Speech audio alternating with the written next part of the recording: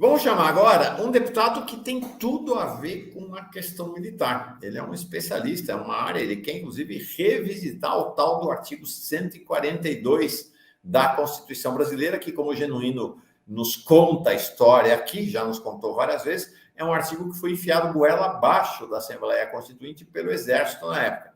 É um artigo que põe as Forças Armadas quase que como um poder moderador na República. Carlos Zaratini, muito obrigado. Como está você? Muito obrigado que você tenha vindo. Bom dia, Mauro. Bom dia, Rebeca. Bom dia a todos que estão nos assistindo aqui. Estava com saudades. Estava em São Paulo, com frio.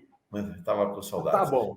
Zara, queria muito te ouvir. A gente teve primeiro aquele encontro surpreendente do presidente Lula. A Miriam Leitão, inclusive, fez um artigo muito forte nas vésperas da viagem dele para a África, fora da agenda, um encontro num sábado, final da tarde, começo da noite, em Alvorada, com os comandantes militares e o ministro do Exército. A Miriam Leitão pontuou: só democracia em crise, país em crise, tem um encontro desse fora da agenda. Depois começou, a partir daquele encontro, um movimento importante do Exército, das Forças Armadas em geral, mas do Exército em particular. O presidente da CPI, o Arthur Maia, foi convocado. Foi uma coisa, inclusive, engraçada na coletiva dele, porque a assessoria dele disse que ele tinha sido convidado. Ele falou: não foi não. Minha assessoria errou, eu que tomei a iniciativa de vir, mas ele foi convocado pelo comandante do Exército e pelo Múcio para um café da manhã no comando do Exército, saiu de lá declarando a inocência e as glórias do Exército brasileiro para o país. A Elisiane Gama também já está adiantando que o relatório dela vai dizer que os militares não têm nada a ver, que é uma ou outra maçã podre, e o que se vê esse fim de semana, esse assunto adensou na imprensa. Né? Então, o comando do Exército está articulando para barrar punições na CPI e vai tratar militares golpistas como lobo solitário, como se fosse coisa de extremistas dentro das Forças Armadas. Um cenário complexo, hein, Zara? Uma anistia a caminho aí. Não é nem anistia, né? Porque se o cara não foi nem condenado, né? Então, na verdade, Mauro, eu acho assim que o nosso governo e o PT, né, não estão percebendo a importância desse momento, né, nessa questão militar. Nós tivemos uma vitória no ano passado que foi fantástica, né? Todo mundo fala, mas foi muito apertado. Apertado, mas nós enfrentamos bilhões de reais, né? Nunca nenhum governo jogou 300 bilhões de reais para ganhar uma eleição.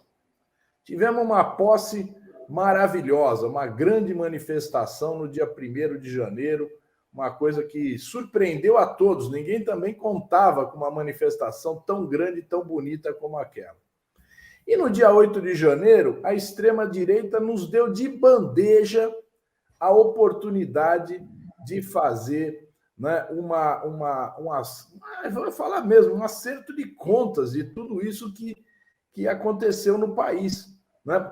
Todo o extremismo se expôs como nunca se imaginou que ia se expor. Uma tentativa de golpe muito desarticulada, muito desarrumada, que resultou, né, graças ao Supremo, em particular ao Alexandre de Moraes, numa prisão de milhares, mais de 1.000 daqueles caras, né? E num processo de investigação que busca chegar em quem realmente estava envolvido nessa tentativa de golpe.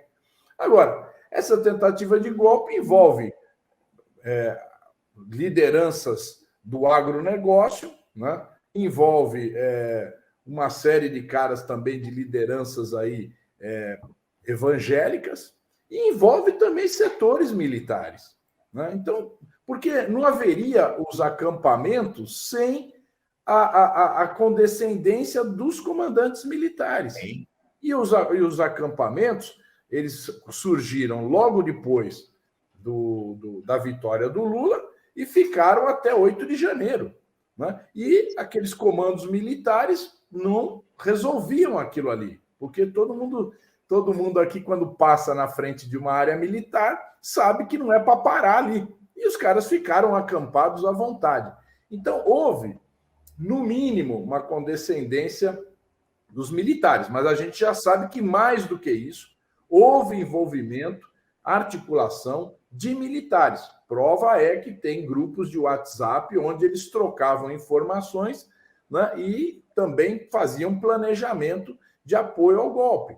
Agora, e não era só da reserva, né, Zaratini? Para nosso espanto, não, da ativa, né? Tá ativa. Então, por que não aconteceu a movimentação militar no dia 8 de janeiro? Eu acho que, em boa parte, porque a maioria do comando do Exército, particularmente, não se dispôs a fazer o golpe, em boa parte não se dispôs porque os próprios Estados Unidos, naquele momento, falaram: não, nós vamos defender a legalidade no Brasil. O Biden se manifestou isso várias vezes, e isso deve ter vindo, né, ao conhecimento dos comandantes militares. Então, lógico, isso aqui é tudo uma suposição, né, mas é uma suposição que tem muito a ver com fatos que ocorreram. Sim. Então, eu acho que assim, a falta de apoio norte-americano, que o apoio norte-americano sempre foi fundamental em todos os golpes na América Latina, todos. Né? Onde teve golpe, teve o dedo, teve a digital dos Estados Unidos. Né? Aqui no Brasil, no Chile e vários outros aí na América Central, inúmeros. Né? Então, esse não posicionamento ou posicionamento contrário ao golpe dos Estados Unidos, até pelo que está acontecendo lá com o Trump, que o que vinha acontecendo com o Trump, está acontecendo até hoje, colocou essa situação. Agora, se nós não fizermos nada para investigar e para punir quem estava envolvido, né, e falar, não, quem foi pego, dane-se, né, que é o que mais ou menos o comando militar hoje está fazendo. Não, olha, o general Mauro Cid foi pego, então dane-se. O coronel, filho dele, dane-se. Mais um ou outro lá que quem aparecer, eles vão. Agora, nós precisamos ter ação política. É por isso que nós estamos defendendo essa mudança no artigo 142. Por quê? Mudar o artigo 142 vai evitar um golpe? Lógico que não. Porque quando se tem um golpe, o cara rasga a Constituição. Mas é uma manifestação política das forças democráticas do país em relação ao papel das Forças Armadas. Então, quando o PT não joga peso nisso, quando o governo não joga peso nisso, a gente fica realmente com dificuldade de avançar. O Rui Falcão, aí o Jefferson falou que nenhum deputado está fazendo nada, mas nós estamos fazendo. O Rui Falcão fez um seminário importantíssimo a semana passada lá na CCJ, onde ele levou... Você participou, você estava lá, né? Estava lá. O general... O Manuel Domingos teve um confronto importante e corajoso com o general Etchegóin, inclusive, né? Isso. Então, estava o general Etchegóin, estava o ex-ministro da Defesa lá, o Raul Jungmann, né? Então, teve um debate sobre essa questão. E a gente tem que fazer esse debate, porque nós não podemos deixar as coisas ficarem do mesmo jeito. Então, primeiro, eu acho que o governo devia tirar o veto que vem fazendo a CPI através do Múcio, né? Se o Múcio está fazendo sozinho ou não, eu não sei, mas o Múcio está indo lá, né, justamente para impedir ou travar uma investigação maior sobre militares que participaram da articulação do golpe. Né? O governo deveria retirar esse veto, deixar a investigação andar. Né? Ninguém tem intenção de falar, não, tem que acabar, tem que prender todo mundo, trocar todo mundo. Ninguém está querendo falar isso. Nós estamos querendo fazer investigação. Investigação e punição de quem articulou e participou do golpe. Né? O próprio Alexandre de Moraes também não está fazendo essa... Também não quer botar o dedo aí. Então, nós tínhamos que ter essa condição. Por quê? Porque não é possível, né, conviver com uma cúpula militar onde tenha quem defenda a descontinuidade do processo democrático, o não reconhecimento da eleição do presidente Lula e outras coisas. Então, eu acho, Mauro, que há um erro. E o PT, olha, a última reunião do Diretório Nacional, eu agora estou participando do Diretório Nacional, o Walter Pomar propôs lá incluir uma frase assim, que não é nada radical em relação a essa questão militar, e foi derrotado. entende? Porque vem lá o Gilmar Tato, entende? Que hoje é quem quer dar uma direção extremamente pragmática ao PT, né? Que é quem defende em São Paulo o apoio ao Ricardo Nunes, né? E travou, e a maioria da CNB apoiou aquela resolução de não aprovar a frasezinha lá, eu não me lembro a frase, mas uma frase muito leve que o Walter Pomar tentou introduzir numa resolução. Então, eu acho um equívoco mesmo, entende? Eu acho que é um equívoco e, mais do que isso, perder uma oportunidade que nós temos de colocar os militares no seu devido lugar. O general Tomás defende o profissionalismo das Forças Armadas, defende que cumpram as suas funções. Então, por que nós não podemos avançar, tirar a GLO do 142, colocar, afastar da vida civil os militares? O militar que quiser ser candidato, quiser exercer cargo, que deixe a carreira militar, como fazem os juízes, os promotores. Nós não estamos fazendo nenhuma inovação, Mauro. Não estamos criando nada de novo. Não é carreira de Estado. Carreira de Estado não pode ter política, certo? O camarada aí que for para o Supremo Tribunal Federal, ele tem que desfiliar de um partido. O cara que for candidato a deputado, se for ministro, se for juiz, se for promotor, tem que abandonar a carreira. Está na Constituição, nós não estamos criando nada. Nós queremos entender isso aos militares. Muito, muito forte essa sua entrevista. Já avisei a redação, a manchete para o Zaratini, muito forte a sua entrevista. E eu queria te perguntar, quais são o teu projeto de PEC, né? Você está propondo uma emenda constitucional para mudar o artigo 142. O que eu vi aqui, tira a possibilidade essas operações de garantia da lei da ordem, o GLO, do caput, tira qualquer interpretação das Forças Armadas como poder moderador e diz isso, né, que os militares, quem quiser assumir um cargo civil ou ser candidato, tem que ir para a reserva. São esses os pontos fundamentais? Tem mais algum ponto fundamental? Tem uma coisa importante, Mauro. Tem uma coisa importante. Quando nós fomos dialogar com o Múcio e com o general Tomás sobre isso, eles colocaram a seguinte divergência.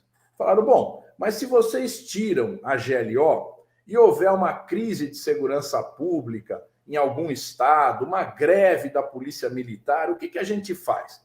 Nós falamos, não, tem a Força Nacional, pode... Eles falaram, não, mas a Força Nacional é muito pequena, não tem condições de rapidamente fazer uma substituição. E o Exército tem milhares de pessoas que estão na ativa. Então, você não vai utilizar essa força num momento de crise de segurança pública? Nós reconhecemos que eles têm razão nesse ponto. Então, o que é a nossa proposta, Mauro?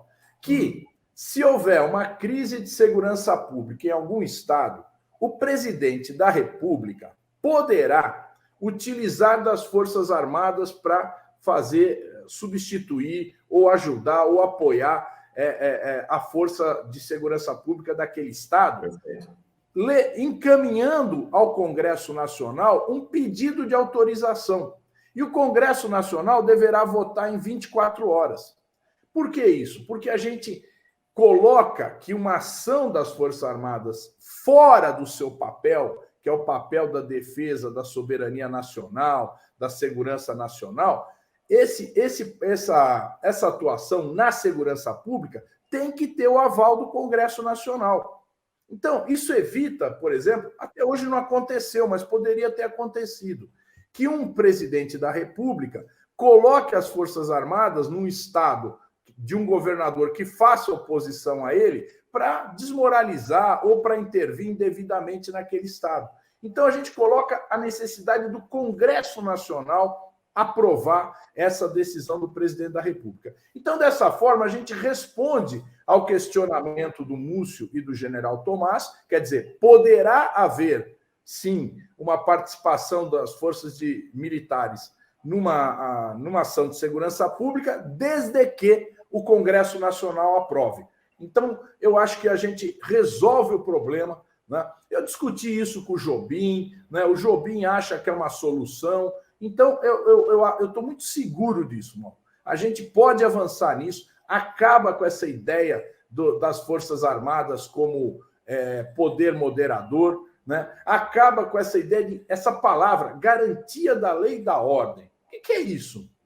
O que é garantia da lei e da ordem? O que é a lei e a ordem, né? Então, isso pode ser interpretado. Não existia aliás, existia já a garantia da lei e da ordem na Constituição quando os militares, a pedido do Sarney, interviram lá em Volta Redonda, né? Mataram 3 operários numa greve legítima, uma greve, né, que parou Volta Redonda e foi lá os militares para reprimir a greve e mataram 3 operários. Né? Todo mundo que é daquela época se lembra disso, você evidentemente se lembra, né, daquele fato em 1988, né?